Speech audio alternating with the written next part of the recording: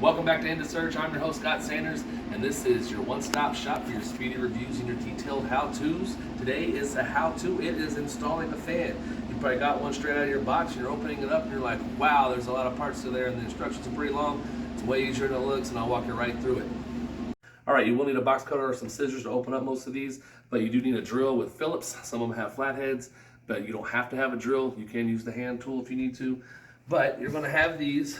And these are the bushings. I like to separate them all into different compartments. That way I know which one is it. This is the bracket for mounting it to the ceiling. Has the wire nuts.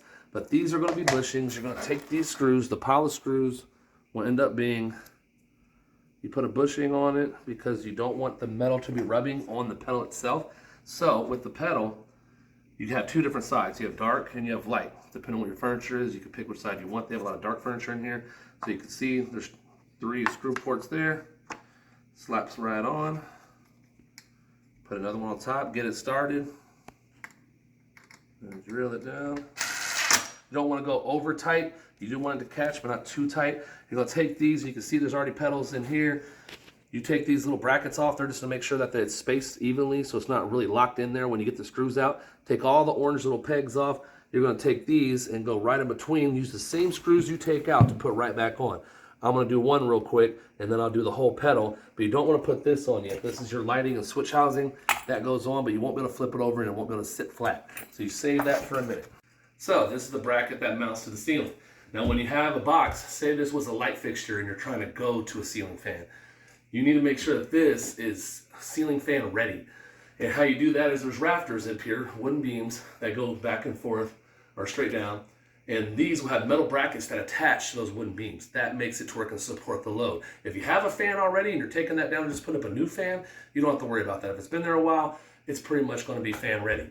But if you just see a junction box and you're just taking a light down, you have to make sure those metal brackets are reaching the beams so it really can hold that weight. So this will go up there. I took the old screws out. This used to be a fan, so I have weird looking screws. We want to make sure these screws grab tight.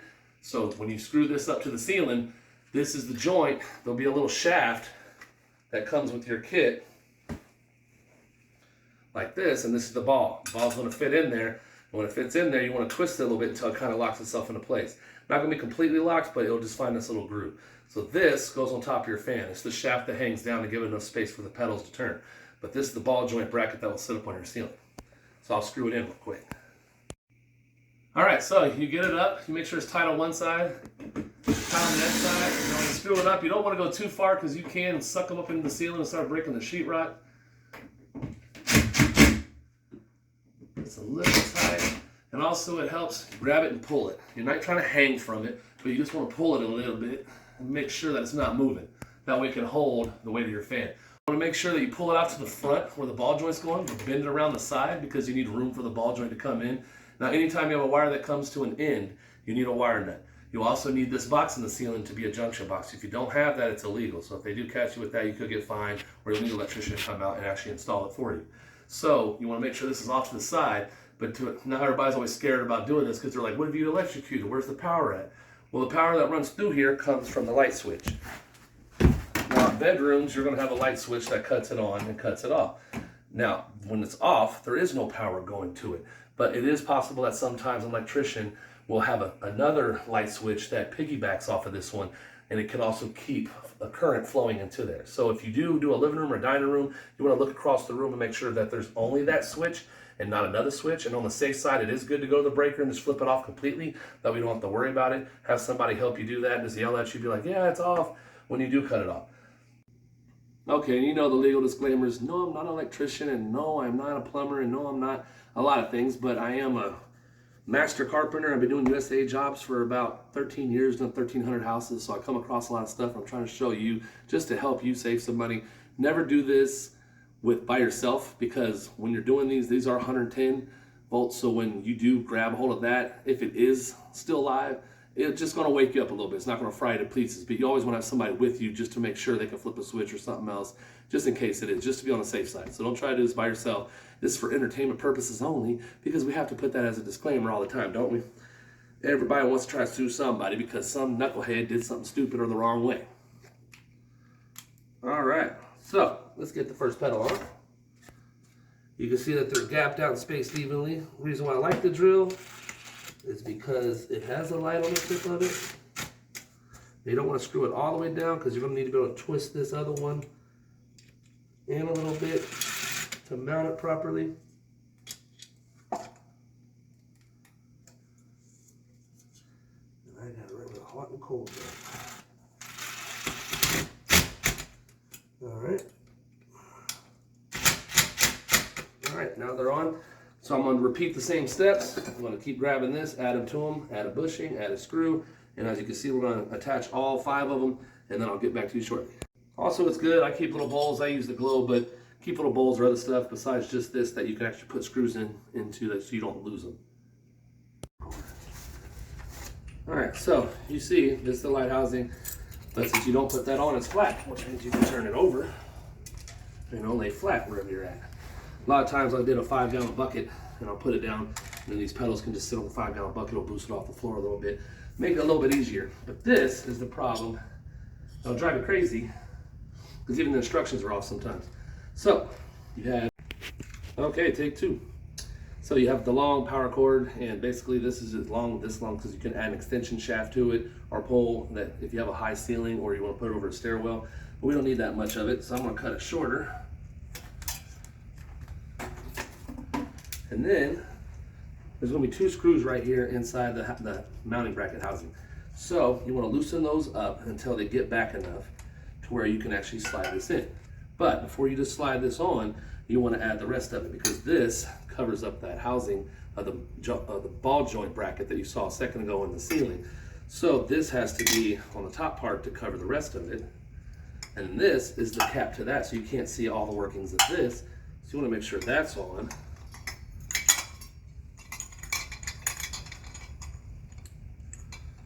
Alright, got a little rubber bracket that comes with it. And then you'll have a pin and a locking pin that you need to shove through this after you get the wires through. So get the wires through.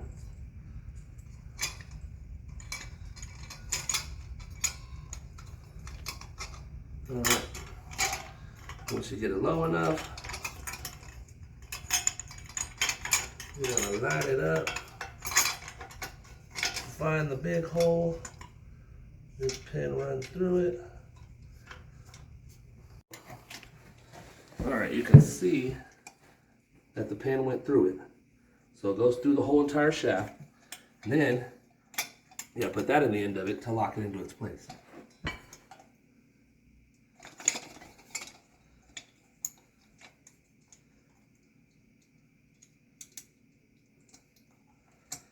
Alright, so you need this clip in there to hold it in place, and then you tighten these back up to really give it a little bit more lock in.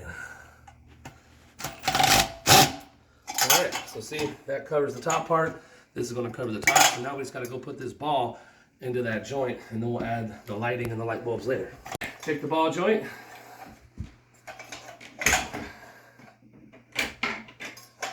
Make sure everything's out of the way. Alright, once you get it up in there, I'm going to twist it a little bit. Oh, there it goes. It'll catch. Now you got to hung. The hard part's over.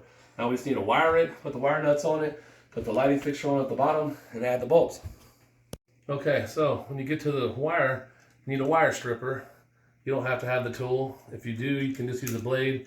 But when you get it, you want to go around the plastic part or the rubber part, the conduit. And then that way you can pull it off. Now when you pull it off, it's going to be frayed a little bit. So when you want to get a really good connection, you need to twist these wires back on so it can wrap around the next wire and get a really good connection. Alright, so we're going to connect that last, be the last thing we do. But also, the mounting bracket up top, you can see we left a screw on the left side. On the other side of it, there's one, because one of these is a slot that goes up there and twists and just holds it. And then you add the other screw to really lock it into place. That's the permanent screw. On both sides will always be the same thing. If the slot's on the left, slot's going to be on the left on the other side. So leave the left one off and out a little bit so that you can push this up and twist it out. The lighting housing and the switches, you can see that the screws are already mounted into it, so you need to take those off to put it back on. And also there's a slot. The slot is going to go because there's a switch right here. This switch is on fans so it can blow down or up. You put it, if you're hot, a lot of times, if it blows down, it'll make your room cold. If you flip the switch and it blows up, that'll take the hot air in the room and bring it down. So that's your winterized mode. So in the winter, you can cut that on and make your room a lot warmer. So this is going to be right there where that switch is at because it comes through the backside. So that lets you know where it needs to line up. I'm going to take the screws off, reinsert them, and I'll see you in a second. All right. You got a white wire and you got a blue wire. You got a white and a black. Originally it's black and white. White's your neutral, black's your live wire. So you're going to get blue on black. A lot of times they'll make these connectors where you can't put the wrong one in the other one. So that connects that. And again, we want this to the front where the switch is at. Right there. Make sure all the wiring is tucked away and inside. It helps if you have a magnetic tip.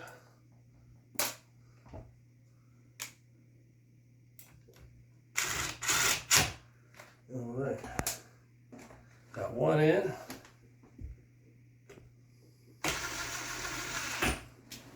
Two in. And three. So now that you got that on, you can switch to putting the globe on. I mean, it's just a little unscrew that, unscrew this. All right, so now when you want to get to the globe and get that on, there's a nut on here that you can screw it all the way up to adjust it to get this to stick out more. You need that protruding a little bit, but then there's holes in this special one, so you need them both to go through there, and they put a hole through here, so it needs to go through both.